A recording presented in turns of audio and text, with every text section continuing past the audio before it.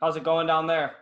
Pretty good. We just finished up with our boot camp, which is our conditioning deal, and been practicing. So we're just happy that we've been doing pretty good so far with all the testing and Right.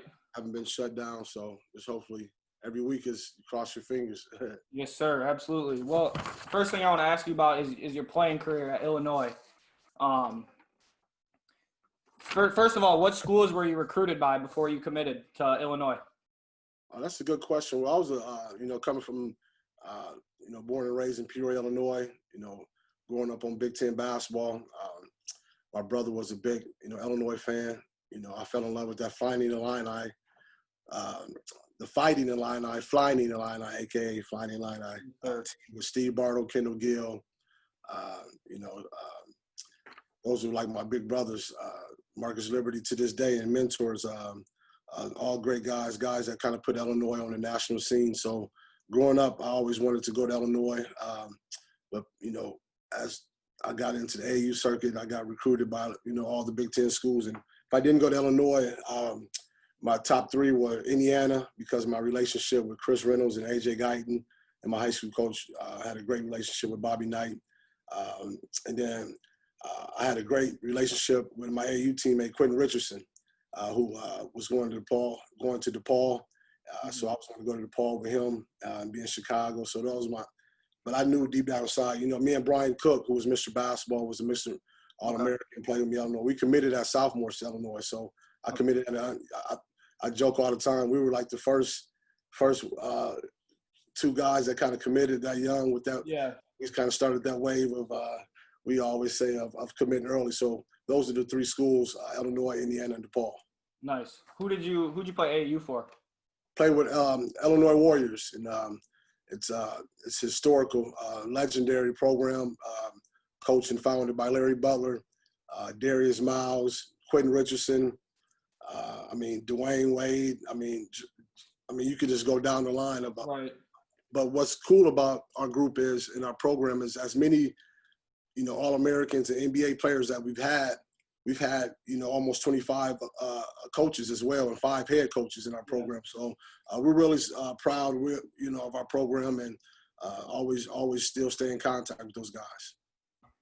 What was the national grassroots scene looking like at that time? Oh, it was at a high level. We won Peach Jam, and, I remember going to traveling all over the world. The Atlanta Celtics had a big-time tournament at the time in Atlanta that we always participate in, and Indiana Speaks, we used to go to their tournaments. But it was just, I think the grassroots basketball was, at a high level. You're talking about guys could making jumps, going right from high school to the pros, and doing. It was an era when the one and done really started coming around. So it was very competitive. When I came out,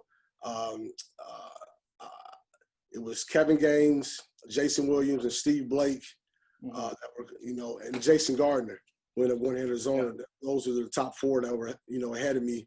And I kind of took that personal. And, at first I was kind of, in awe. There was a couple articles where I was, considered one of the top point guards in the state of Illinois and one of the top in the country. So when I got to meet those guys and play them at the Nike AAU tournament, Nike All-American Camp or any AAU tournament, I kind of took it personal. Me and Jason Williams, who we're really close to this day, I picked him up 94 feet, and I remember him turning around. He was like, "Man, what you doing?" But that was my mindset. Just, I remember him being the number 1 point guard, and I wanted some of that. And he made sure I bagged up off of him. I started picking him up at half court because he was lighting me up for a minute. But it was at a high level though. Yes, sir. It was fun. Yeah. Nice. Okay, so you get to Illinois in 2001, play until 2004, and you had a lot of success there, won a lot of games. 3 Big Ten championships, 1 Big Ten tournament title, and 4 NCAA tournament appearances. Kind of talk about your whole experience. The thing about those years was probably some of the best years of my life. I tell people all the time, we should have recorded it because we felt like every day was a movie. We were really close. If you saw one of us, you saw all of us, whether it was going to a gas station or to practice, we was a tight group, and that's why we won. Like those years were really, really kind of the foundation, as me wanted to coach, I always wanted to be in the NBA. in the back of my mind, the worst case scenario, I would go to overseas. But Right. all my passion of coaching at the University of Illinois. I didn't get a lot of playing time. I played behind Corey Bradford, Frank Williams, D. Brown, Luther Head, and Darren Williams. All went to the NBA. Mm-hmm. And so during that adversity, during that time, I wanted to earn the respect from my teammates. And so I took practice really personal. I didn't lose any sprints. I made sure everybody was in tune and went hard and was focused. So I got the respect from my teammates, and by that, I was captain, my senior year, and we lost to go to the Final Four by a loaded Arizona team. We think about it all the time. They had Jason Gardner, Gilbert Arenas, Luke Walton, Mm-hmm. Michael Wright. I mean, we played them 3 times that year. Played them in Maui, in Chicago United Center, and then lost to them in San Antonio to go to the Final Four. But University of Illinois has been a blessing to me and my family, and to create life-lasting memories and moments with some of my teammates was a blessing. Nice. Cool. So, okay, then, you finish up your playing career, you get into coaching with stops at Illinois, SMU, Kansas, Texas A&M, and Kentucky. How'd you kind of, break into the scene? Did you GA, or what did you do that first year after graduation? Well, that's a good question. I worked for a guy, Billy Gillespie, who was assistant coach for Bill Self at Illinois. And I'll never forget, and I tell this story all the time, because of my preparation and how I took practice, because, like I said, I wanted to earn the respect of my teammates. I never forget, after practice, we huddle up and we broke, and we always say family. And Coach Gillespie pulled me aside. He said, "Hey, if I ever get a job, I'm going to hire you one day." I'm like, "Okay, thanks, Coach. I'm still trying to hoop." Right. He got he got the job at Texas A&M, and I never forget, he said, "Hey, bud, I got a job for you." I said, "Man," I was going to go work for, my options was going to work for Manny Jackson, who was the first African-American captain at the University of Illinois, who owned the Harlem Globetrotters. Mm-hmm. And I was going to go coach or be a player coach there, or I was going to go work at UIC with Jimmy Collins. And for whatever reason, because I wanted to stay on Illinois and be a grad assistant there, and that's the year they ended up going to the Final Four. But it was the best thing that happened to me, because I got to meet a lot of people, a lot of good people, when I went to Texas A&M. And so I remember Coach Gillespie said, "Hey, if you could be at our team meeting on Sunday, I got a job for you." And I didn't have a job title. I didn't know how much money I was going to make. I didn't know where I was going to live. But I trusted him and I believed in him. So I knew that once I got down there, I'll be good. So, and I started that Monday, and he came in and said, "Hey, HR needs a name for a job title." He said, "So by practice, you need to come up with a job title." So I came up with my first job title, and that was athletic assistant. Okay. That was my first job title. Nice. Cool story. Okay, and then you get to Kansas. What year did you get to Kansas? So I came in here in 2013, and that was the recruiting class, which I had nothing to do with. It was all credit to the previous staff. But Joel Embiid, who was the number 3 draft pick. Right. Andrew Wiggins, who was the number 1 draft pick. Frank Mason, who ended up being the National Player of the Year. Yep. Wayne Sheldon, who ended up being the first, second-round pick. So I came up with those guys. So, and then Tark Black, who was a transfer from 5th year. So I got here in 2013 and been really blessed to work with some great staff, and to have Coach Self to have me on board, and to recruit, to develop, and to have my handprint on everything around what we do in the program. It's been a blessing. So we've been really successful, Final Four, multiple. We got the record for the most Big 12 championships in a row. We won it 14 out of the last 16 years. So we're really proud of what we got going on here. And I'm just got a little bit of a part to do with it, of what's going on here with this tradition and history here. Yeah, so you talked about that team with Wiggins and Embiid. How was it coaching all those guys, all those pros? It was unbelievable. One, I tell a lot of people that the thing that made it refreshing about coaching those guys is that they were coachable. JoJo wanted to get better. He used to stay after practice and shoot and work on different things. Wiggs, wanted to know every little different things on how to guard this person, or how can he get a little bit quicker. So those guys met us halfway and embraced coaching, and they got better every day. And it turned out because they're doing pretty well for themselves right now. Right. Yes, sir. Okay, going back to, I got one more question about your playing career. So I'm from Wisconsin, actually. So I grew up going to the Kohl Center games, all that stuff. You got any memories you can share with me about playing in Madison? Oh yes, most definitely. One, we always thought Michigan State, in this order, Wisconsin and Michigan State and Iowa, because Iowa couldn't stand us. We felt like those were the hardest places to play. The thing about the Kohl Center, and Coach Self used to talk about it all the time, is it was the only time that we used to have to move our seats onto the court because the band was right there. And it was times in the Kohl Center where we used to look over to Coach and, Coach, we can't hear the signal or the call that you're making because it's so loud. But we used to talk about that. And then one time, I never forget this, and this is another reason why we removed our bench onto the floor. A guy in the band with his trumpet just came right behind our huddle and just started playing his trumpet, and it was funny. It wasn't funny at the time, but right. And then also D. Brown, who to me is one of the best players to ever play in college basketball, and one of the best to play at Illinois. We had a chance to win it at Wisconsin, the Big Ten championship, and win it outright. And we had a big possession. I think D missed a shot, and I know D talks about that to this day, where if we could have won at Wisconsin, I think that was Cook for senior year, where we could have won it. And then it's also always cold. Right. Cold. When we go to shoot around, we're bundling up in there. But this was the good thing about the Kohl Center. We always thought that it reminded us of the United Center.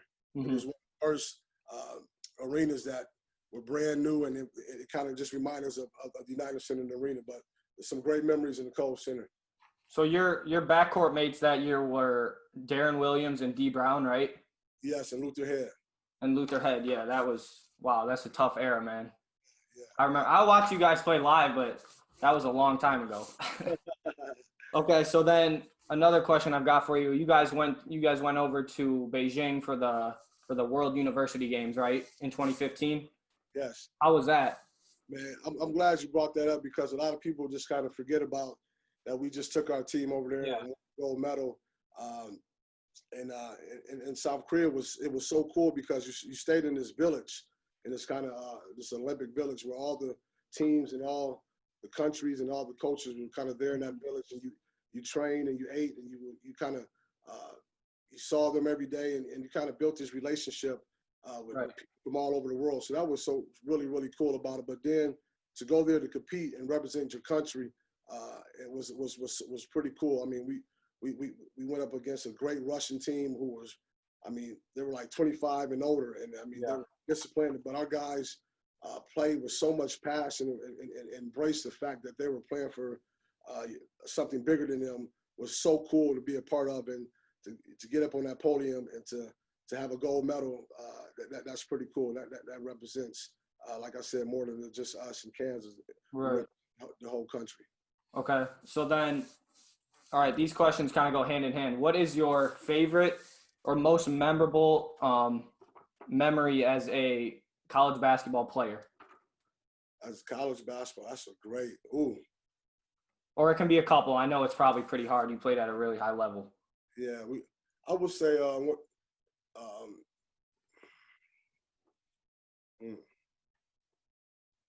I would say it's a couple. I mean, because there was a stretch when I played for Coach Weber, where it was his first year, my senior year, and for us to win the Big Ten championship, we had to win out. Okay. There's 7 games left. Yeah. And we won all 7 to win out, and I think that was the first outright Big Ten championship since like 58. So that was kind of special, where we kind of just locked in and said, guys, we got to win 4 in a row, 3 at home, and if we want to win the Big Ten championship, because we didn't want to share. We stumbled early, so we broke it down. I'll never forget. We were in the locker room at Minnesota and said, hey, guys, from here on out, we did the math, and we're going to win and win out. We can't lose, and that was pretty special. Okay. Then favorite memory as a college basketball coach? Oh, just they go hand in hand. 2 moments was right. The Elite 8 game against Duke, 3 years ago when Devontae Graham and Svi McCollum Mm-hmm. and Malik Newman were in the backcourt, and we beat Duke in overtime to go to the Final Four to play against one of the legendary Coach K, and to play against Duke. Every time we play Duke, we always have great games. It's always competitive. It's always special. And but to go to the Elite Eight and to beat who we beat was really special. And then to go to the Final Four, it's every coach's dream. Yes. That's why you prepare and work now, and in the summertime and all year round to get to that that moment. And and the NCAA and the University of Kansas did a great job, because, and my coach, Coach Shelf, was always like this: everything we do is family, and to have my family be a part of it, my kids and wife and mom, to fly on the plane and to get off the plane and have a band waiting and to be a part of the whole Final Four atmosphere and experience was big time, and I'll never forget that. Okay, last question for you. What's your favorite part about being an assistant coach at Kansas? Well, I tell people all the time, I feel like I got the greatest job in the world. I feel like I got I'm working for a guy a Hall of Famer who lets me coach, who guides me, lets me be myself, lets me bring what I bring to the table every day. Also, and holds me accountable and wants me to get better when he wants me to be a head coach. So, and then our staff is, Coach Townsend and Norm Roberts and Jeremy and Brennan and Coach Quarterbaum. We're family, and we say family, we mean it. We're together all the time, and to be around, people who are motivated and want to see you do well, but know that, we're in this together, and one thing is that we want to do is win. But to me, what I love about coaching is that you could help change people's lives. When I say change, is to add value, add some morals and principles. Right. Because a lot of these kids have been raised the right way. So as coaches, you want to keep that going, and you want to see them graduate and get a degree. And so, I was talking to Alvin Brooks, Sr. He was assistant at University of Houston right now. He was on staff at Texas A&M with us. And Buzz Williams, who, I think the world of, was on staff as well. But he called me, said, "Hey, I saw you, post a picture. We just got done with our boot camp." And I never forget him saying how important it was. He said, "Watch in 20 years how important, how this group is going to be." And he was talking about our current team. And it's as a coach, and what I'm getting to is that those guys that on that Texas A&M team, my first year, are all graduated, got jobs, got families, and providing for their families, are men. And the things that we taught them during boot camp and during practice on, if you're on time, you're late, and touching every line and helping somebody else, all those different things that they learned in our program from a coach. I think that's pretty cool, that you can look 10, 20 years from now and see that what they learned, it carried with them, and to help them be a person, a provider. And so that's the most exciting part about me. You can kind of get caught up a lot of times, especially being at Kansas, is, of all the pros of the draft picks, and you want everybody to reach their goals and dreams. But to me, the ones that are running a business or managing a company and having a family, those are the ones that the success stories are pretty cool as well. Awesome, man. Thanks for coming on here and taking time, Coach. I really appreciate it. Appreciate it. Anytime.